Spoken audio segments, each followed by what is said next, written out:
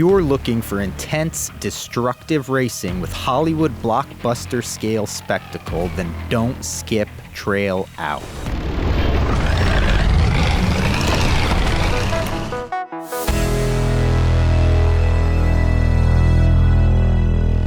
Trail Out was first recommended to me by Mr. Showtime, and it immediately piqued my interest. I've always loved the destruction racing genre, going back to Destruction Derby 2 on the PlayStation, Burnout 3, Takedown on Xbox 360, and more recently, over the last few years, Wreckfest has been in constant rotation for me. Trail Out, by the small development team known as the Good Boys, looks to satisfy our urge for scrappy, intense, fisticuffs on four wheels.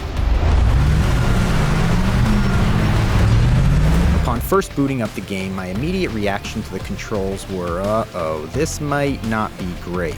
At first sensation, there was a feathery lightness to the motion of my vehicle that felt very different from the heavy, grounded weight you feel when maneuvering in Wreckfest. I had expected a more arcade feel to the physics in this, but I was worried it may be too floaty. The other aspect that had me concerned was just a general bugginess to some of the game. Although the production values looked quite good, there were minor quirky bugs during gameplay which gave it a bit of an early access feel. Thankfully, I was able to put aside these immediate concerns and discover they are not worth worrying about at all, as they do not interfere with the fun to be had.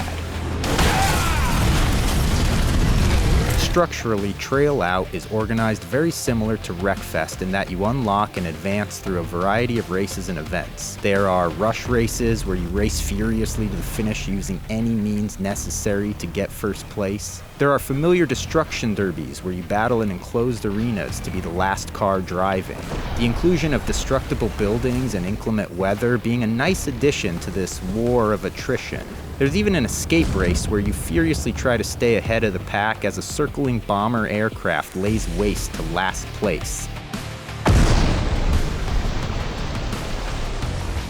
You are able to purchase pre-owned vehicles from a scrap heap where they are delivered as a pile of junk metal. You can then spend cash earned in races to lovingly restore many components of the car until you have a snarling, intimidating beast ready to release upon the open road.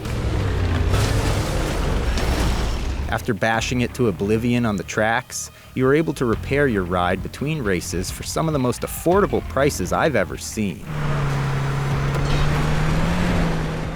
The racing is breakneck fast, and after adjusting to the physics, it is so fun to glide around the tracks at blinding speeds, just barely avoiding fatal collisions. And when you're not able to avoid them, it's nearly as satisfying to witness the fiery destruction that unfolds as you launch through the windshield and ragdoll through scenes of chaos and mayhem.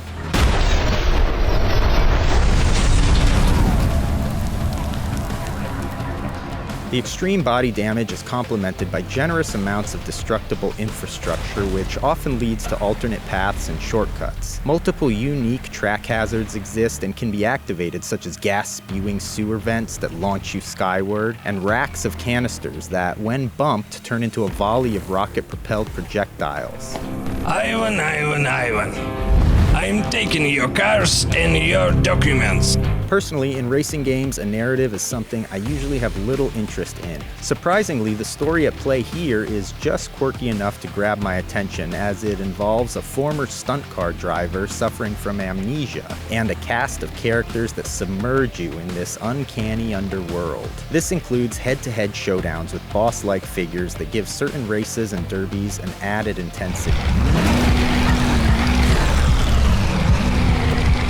There's so much to love about Trail Out. The huge variety of vehicles that you restore, then wreck and repeat for pennies on the dollar. The sprawling and gorgeous track design that has you gawking at the beauty before thrilling at the danger. The tentpole blockbuster quality special effects and action. This small design team, the Good Boys, have put together a product that can compete with the AAA at half the price for purchase. I would love to see how far they could take it in the future if we all don't skip.